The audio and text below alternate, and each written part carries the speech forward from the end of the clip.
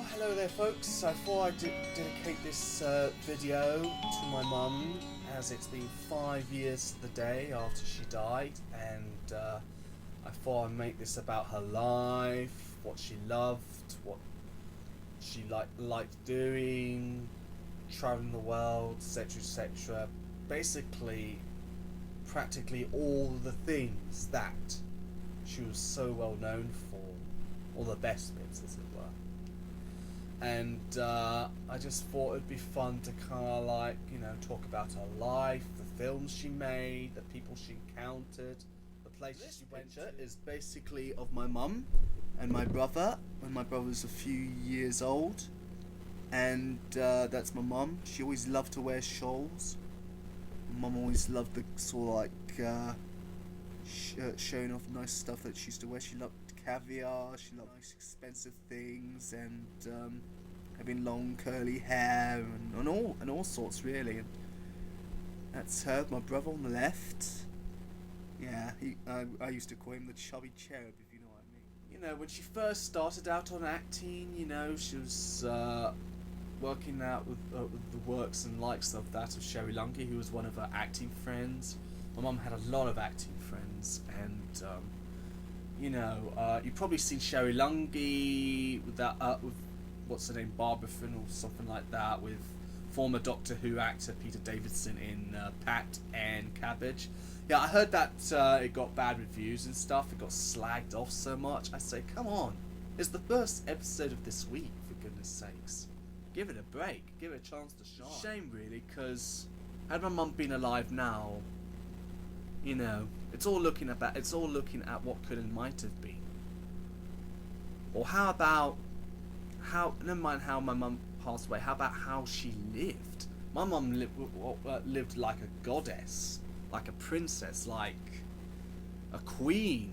Well, maybe like a princess, I think is the best way of putting it. Like she loved fast cars. She loved wearing expensive clothes, jewellery. The main thing was that she was to make people happy. She was generous, she was kind, down to earth, spiritual. I don't know if, like me, she ever had Asperger's syndrome. I don't know.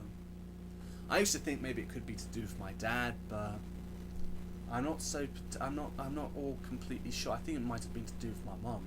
I'm pretty sure that my mum may have had a bit of AS like I did, or else I wouldn't have ended it up like I did, because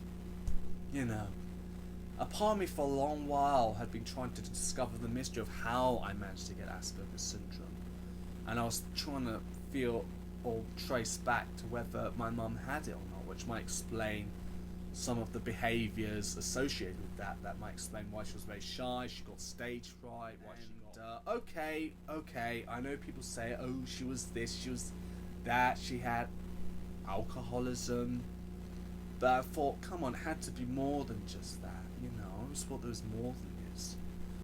In the 60s, she was part of the counterculture. It was full of political upheaval, social struggle, and huge changes economically. Also, there was the new wave of actors and actresses that were trying to redefine cinema, and my mum, as well as the stage, and my mum wanted to be a part of that, and that's why she got the passion. She started out in the 70s, training at the Laurence Olivier Theatre, and then with the RSC. My mum was still working with the RSA up until the 90s, of course.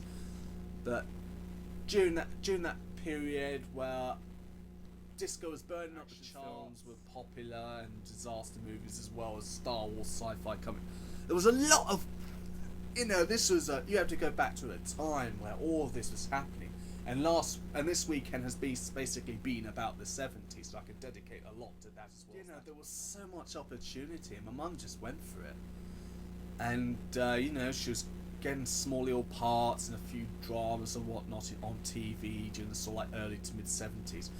But I think it was just sort of like mid to late 70s that she finally got recognition for starring in the sci-fi hit blockbuster TV series that was The Survivors, which was about people living in a sort of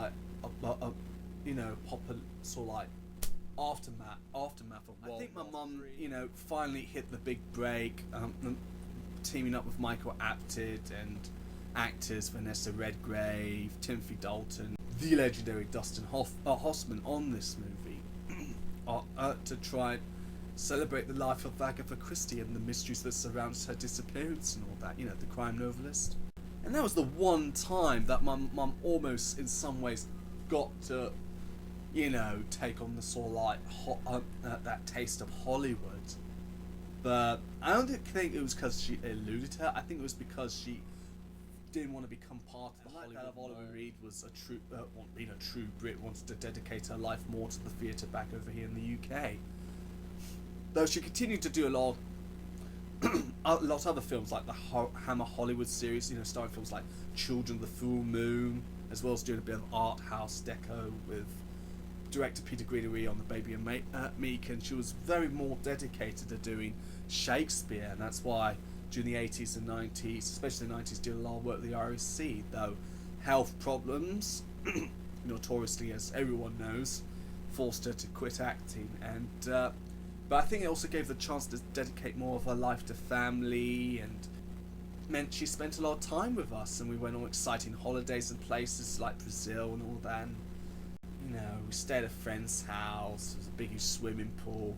One point I was on a rubber dinghy or something, and it turned over, and I nearly almost drowned. And the one person that saved me was my mum.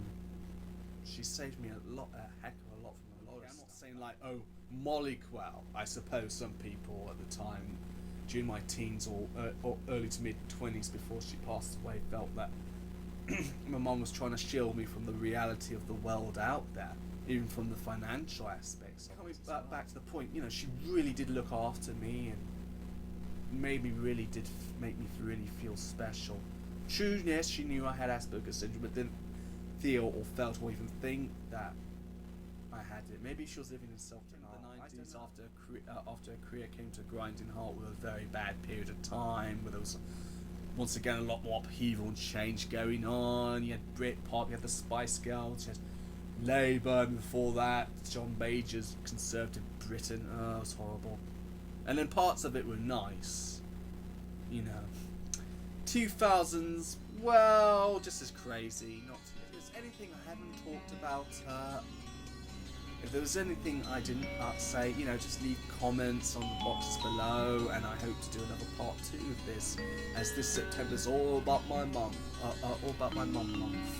So, please leave a like and a subscribe and a comment, and I hope to make more videos and maybe try and make more refined ones. Okay, see ya.